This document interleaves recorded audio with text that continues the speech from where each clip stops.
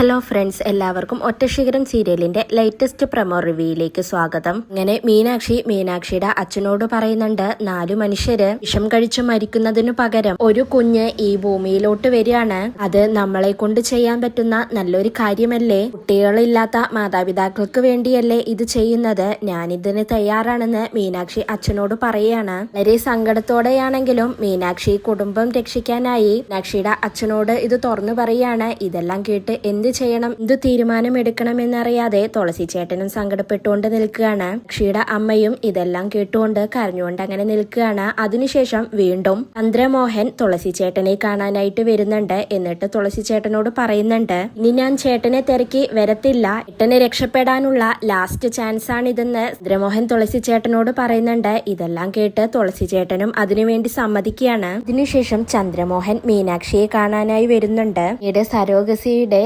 ഡിമാൻഡും കാര്യങ്ങളെല്ലാം മീനാക്ഷിയോട് ചന്ദ്രമോഹൻ സംസാരിക്കുന്നുണ്ട്. പിന്നീട് മീനാക്ഷി ചന്ദ്രമോഹനോട് ചോദിക്കുന്നുണ്ട്, കുഞ്ഞിനെ ആരാണ് കൊണ്ടുപോയത്, എവിടേക്കാണ് കൊണ്ടുപോയത് എന്നൊന്നും പിന്നീട് അറിയാൻ പറ്റില്ലേ എന്ന് മീനാക്ഷി ചന്ദ്രമോഹനോട് ചോദിക്കുകയാണ്. ഒരിക്കലും പറ്റില്ല, അതിനൊരു രക്ഷയുമില്ല അറിയാനായിട്ട് എന്ന് ചന്ദ്രമോഹൻ പറയുകയാണ്. പിന്നീട് മീനാക്ഷിയും കൊണ്ട് ഡോക്ടറെ കാണാനായി ചന്ദ്രമോഹൻ പോകുന്നുണ്ട്. മുകുന്ദനാണെങ്കിൽ ഇന്ദുജിയുടെ കല്യാണ ആൽബം കാണിച്ചു കൊടുത്ത് ഗീതയ്ക്ക് മീനാക്ഷി ആരാണെന്ന് കാണിച്ചു കൊടുക്കുകയാണ്. ഇതോടുകൂടിയാണ് ഇന്നത്തെ പ്രൊമോ അവസാനിക്കുന്നത്.